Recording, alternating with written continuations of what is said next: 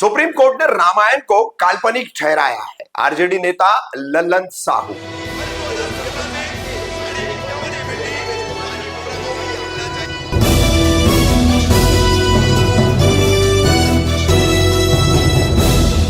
रफीक कामदार हिंदुस्तानी reporter में आपका स्वागत है। पूरे देश में राम का नाम इस्तेमाल कर जिस तरह से माहौल राममय करके अपने उद्देश्यों को, अपने मकसद को पूरा किया जा रहा है, उन्हीं राम की रामायण को लेकर बिहार के आरजेडी के एक नेता है ललन साहू। उन्होंने उस रामायण को लेकर एक कार्यक्रम के दौरान क्या कहा, इस कार्यक्रम में उन्होंने वर्ण व्यवस्था पर भी अपनी बात रखी। लोग जो है वो डॉक्टर बाबा साहेब आम्बेडकर को और उनके बताए हुए विचारों को छोड़कर क्यों कर इन सब चीजों में उलझ रहे, ऐसा सवाल भी उन्होंने खड़ा किया है। देखिए ललन साहू आरजेडी नेता का ये एक ऐसा भाषण जो कई विवादों को जन्म दे सकता है। जय भीम, जय संविधान, जय भीम ज्ञान गुण सागर, संविधान लिख कर किया उजागर, बौद्ध दूत अतुलित बलधामा, समता न्याय करे ते ही कामा, जय भीम का नाम सुनावे, देवी देवता निकट नहीं आवे।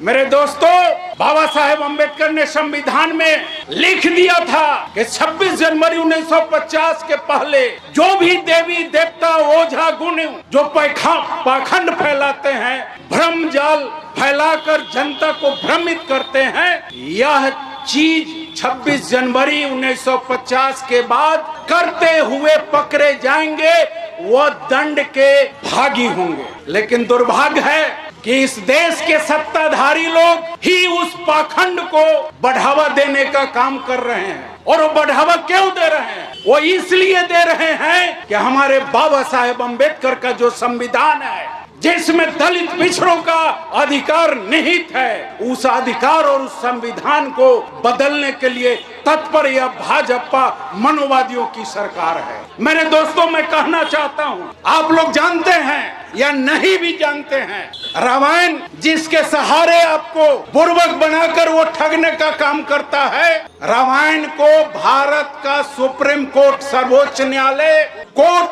सुप्रीम कोर्ट मुकदमा नंबर 291/1971 दिनांक 16 सितंबर 1976 को काल्पनिक घोषित किया। जब रामायण ही काल्पनिक है तो उसके जो भी पात्र हैं, राम भगवान, हनुमान, सीता, ये सब काल्पनिक है। और आपको जय सिया राम करने पर और अठजाम कराकर आपको सत्ता से दूर और शिक्षा से दूर करने का काम ये ब्राह्मण जाति के लोग जो कहते हैं कि हम ऊंच जात हैं, जिसने हमें ऊंची, अपने आप को ऊंच जात कहा और हम सभी को नीच जात कहा, फिर भी आप उस ब्राह्मण को अपने गृह प्रवेश, बेटा बेटी के ब्याह, बेटा बेटी के जन्म पर नामकरण कराने के लिए उसका पैर पूजा करते हो और दक्षिणा देते हो। ये कितनी लानत की बात है। हम लोग बहुत दिनों से आप सबों के बीच जगाने का काम कर रहे हैं। हमारी माताएं अंबेडकर चालीसा नहीं कराएगी, सिर्फ चालीसा कहवाएगी। और मैं पूछना चाहता हूं यहाँ जो लोग बैठे हुए हैं कि आपने जो भी जाग अष्टजाम या पूजा किया, रुद्राभिषेक किया, क्या उससे कुछ प्राप्ति मिली?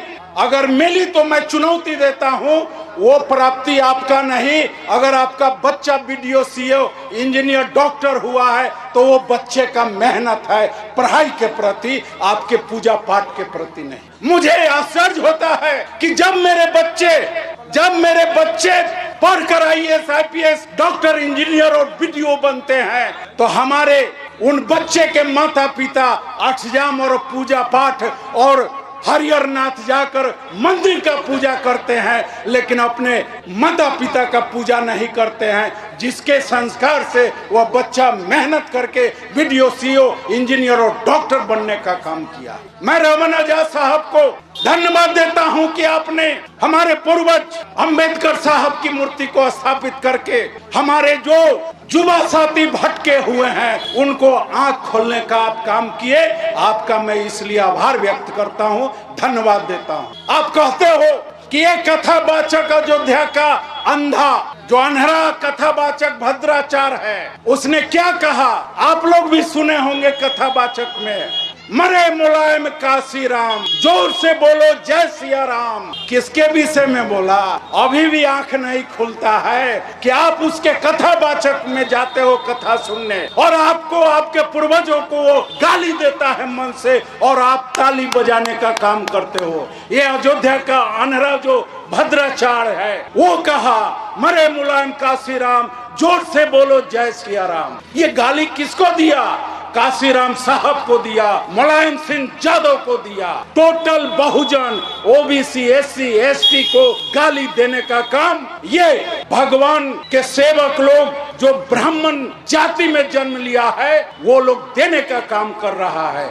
इसलिए वैसे कथावाचक, वैसे जग जप आपके गांव में हो उसका आप लोग बहिष्कार करने का काम कीजिए, चंदा देने का काम नहीं कीजिए।